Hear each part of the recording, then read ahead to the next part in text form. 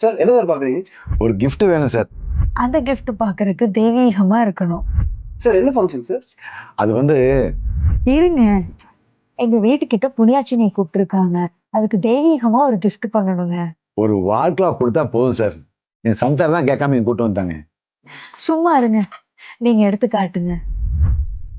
காமிங்க சார். இந்த விநாயகர் சிலை நல்லா இருக்கு. இதை கொடுத்துடலாம்ல? வீடு புனியாச்சினிக்கு லட்சுமி சிலை தானே கொடுப்பாங்க. ஏமா சின்னதா இருக்கு, அழகா இருக்கு. இது கொடுத்தா போதுமா? லக்ஷ்மி நல்லா இருக்குங்க.